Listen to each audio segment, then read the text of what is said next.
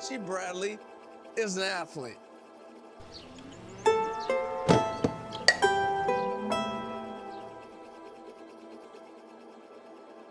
Quarterback by the University of Oklahoma.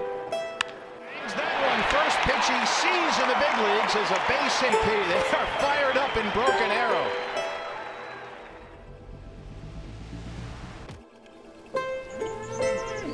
A typical day out here for me, roll the dice. Just pick a day and it's going to be different. One day I'm up and running to and from the stop sign. I'm all about working out.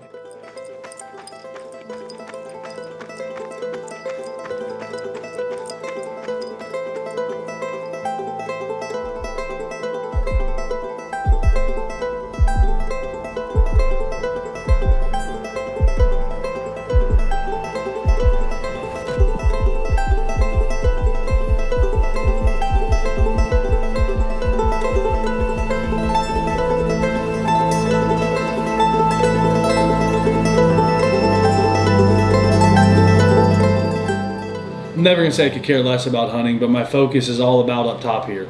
It's all about making sure the maintenance, everything looks good and functions and is ready for all my friends and family to use and play.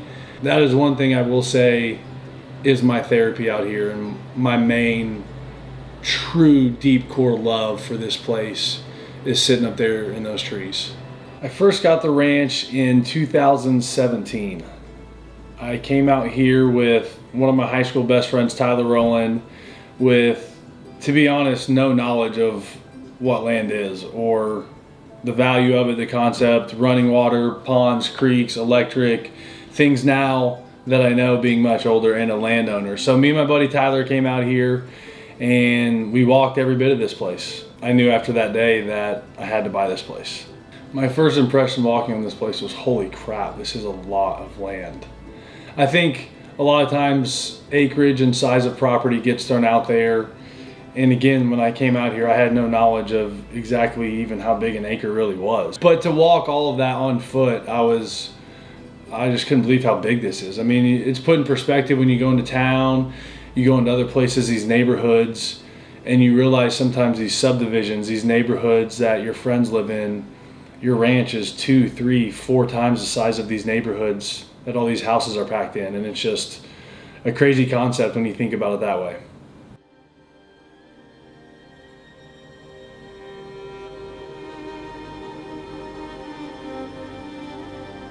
The first project I tackled out here was just getting this place cleaned up and ready to hunt the proper way, the way I wanted to hunt. I started to have this vision as I bought this place and as I spent my first season out here of how I wanted to use it, how I wanted it to be set up, and how the main focus was to be centered around, yes, me hunting, but a place where my friends and family can come hunt. So the first project was getting this place set up for multiple use, not just hunting, keeping hunting as the main focus in the center, but all around play and usage.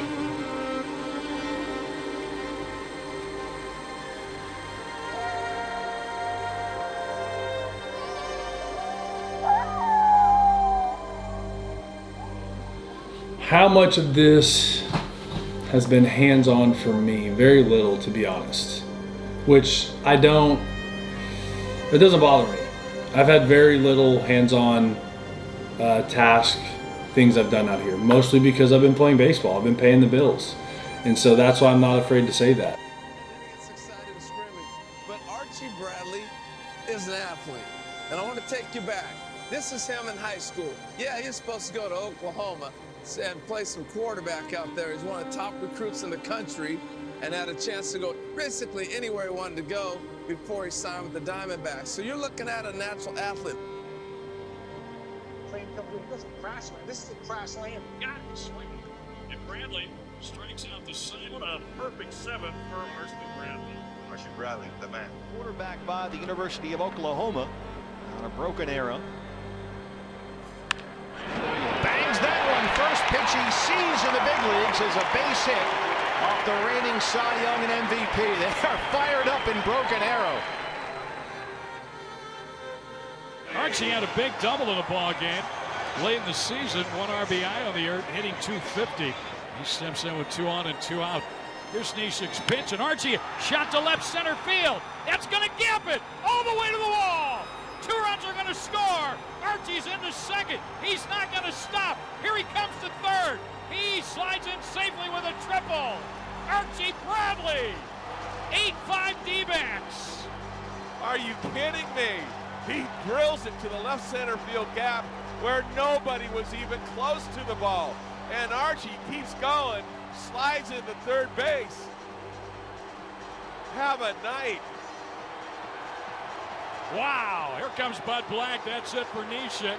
8-5 Diamondbacks. Archie's going to go rest in the dugout during the pitching change. We're in the 7th. I just love playing baseball, and I just want to play. And so you put a bat in my hand, and I'm going to go up there and try to do the best I can. I dedicated myself to a craft and career that I was fortunate and blessed to play for a long time at the highest level. And so I took every chance to make sure that I was safe and didn't risk hurting myself by doing stuff out here. So yeah, until my retirement, I would say probably about 1% of what has happened out here has been hands-on.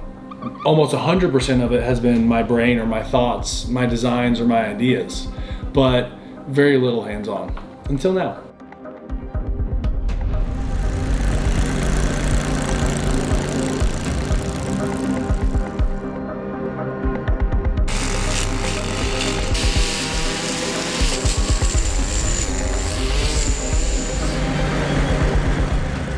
Weed eating, the mowing. Don't let it fool you. I've done it before, so I'm not just some city slicker. I'm handy with the steel, if you know what I mean. Regulators! Having it hooked up right where it should be instead of the hose being on the ground covered up in grass. Well, it clearly fell. Like the other one that's on the ground. Ow! Got it. Hey, there's a snake there. There's a snake in my boot. How many structures are on the ranch? I would say 4. You could argue 6. There's 2 double wides, 2 barns, and then 2 40-foot Connex, like semi-trailer that we use for storage. So 4 or 6, depending on what you count the Connexes as. This double wide has obviously been the main residence. The other double wide used to be the main residence. And it's also served as semi-game room, semi-entertainment room.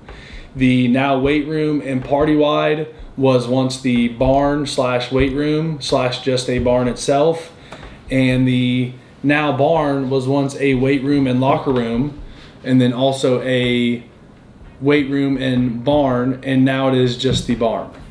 So every building has been used for everything. They are now, as I've explained, in their final resting place. The role hunting plays out here is so huge, but also so small. Literally has everything to do with this place, but as I've learned, nothing to do with this place.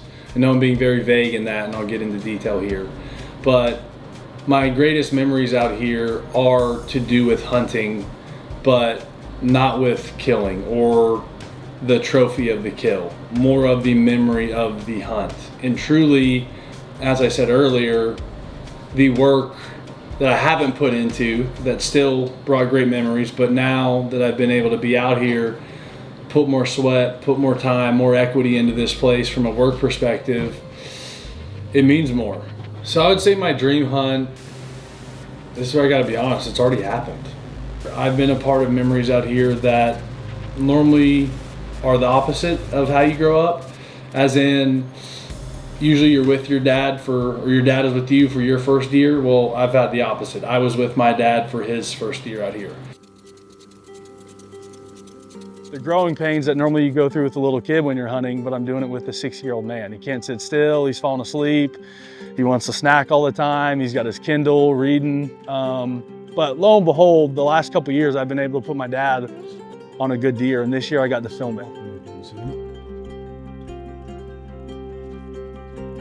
You see him walking now? Use your eyes, Dad. Still left more. To the left, Dad. He's right there in the open. There, see.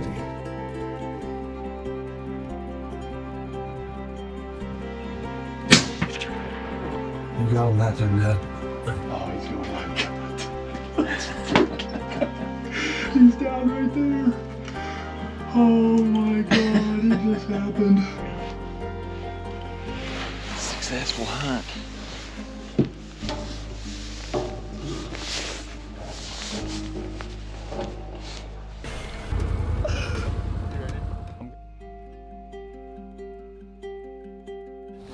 Rifle was off. Crosshair didn't go quite right.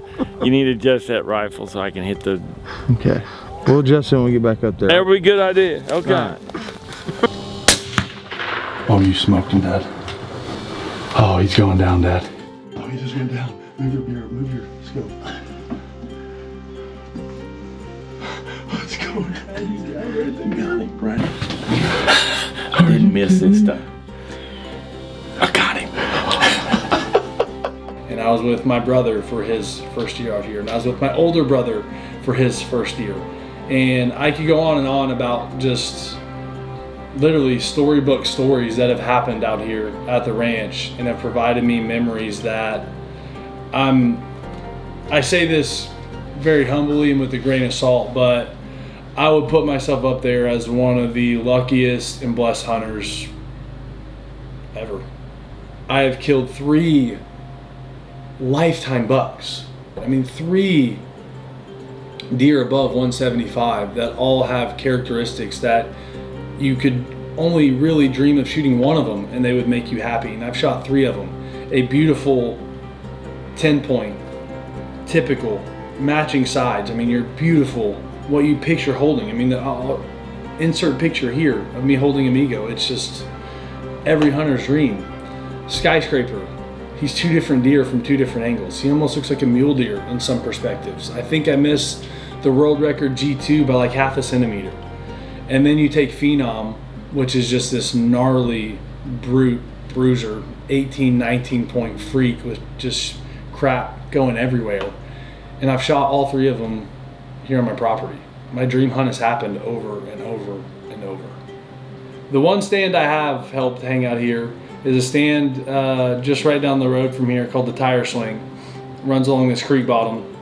It's one of the only stands I've actually hung out here. And I shot a great stud of an 8-point, literally right out the backyard. Shot him.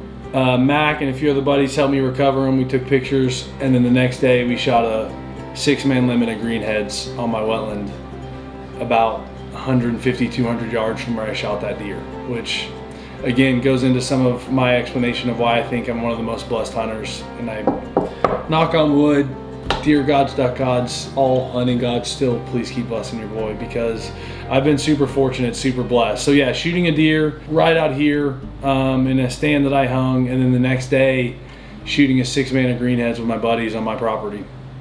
I realize how blessed and how fortunate I am to be able to own a place like this, but it's not even about all the amenities out here. As I've said, it's about the space that we've created for people to enjoy and make memories that, again, are more than hunting, are life lessons passed down to the next generation, to our children's children. And as I've learned from my dad, lessons that are taught, I'm going to say from your dad, from your parents, in real life settings, which I think the woods provide life settings that just other areas don't. You get to learn about hard work, you get to learn about failure, and again, it goes back to the whole point. It's not about the kill. It's about the experience and what you're going to learn and use from it. The thing I'm most proud of so far out here is the consistency of the people that have shown up out here year after year. It's pretty simple. I don't need to elaborate much more, but the crew that have invested their time in not only me as a person, but this place as their own is what I'm most proud of, because again, I talked to it earlier. Deer season is special for everyone, but deer season here at Crash is something a very, very special group of people look forward to every year and being a part of out here. No, I mean, it's easy. My favorite time of day of the ranch is sunset out here. There's a reason I chose to put everything up here facing the direction that I chose it to face. Obviously the sun sets in the west. The way this property sets up with this front pond, the back watershed. I'm biased. I've seen a lot of great sunsets out there. Yeah, this is my favorite. The sun setting here in the west, over Crash Landing, over this front pond, the back watershed, the cotton candy, the pink, the purple, the burning bright orange. And I think even sometimes, even past the sunset, you can still see the glow of the sun over the horizon here, just outside your view. And it's just, it almost sometimes makes you think there's a fire going on. It's a very just cool scene, something you have to see.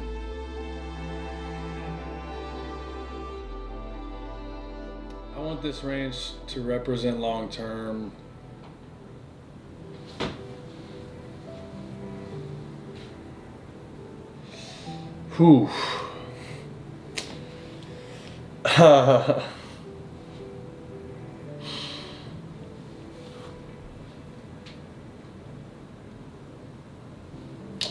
when you asked me that, I wanted to represent who my dog was.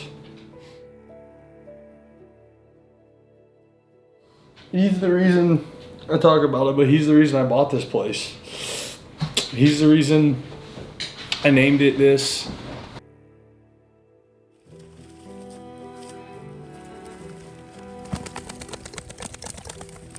Don't beat it. Good boy. Your first Woody. Let's go, baby. Those of you that weren't fortunate enough to meet Crash might not understand that, but I think you can tell by the way I'm answering this question who that dog was and what that dog meant to me and the impact that he had. So when I think about this place long term, I want people to come out here and remember Crash. Be Crash, because Crash is everything great. Crash is everything pure that you love in both hunting, in both the dog, in friendship, and I mean, I owe that dog everything. So I hope people, that's what I hope it embodies. I hope people remember Crash and who he was and the place that he turned this, the place that he ultimately made. So Crash, I hope people remember you when they come out here.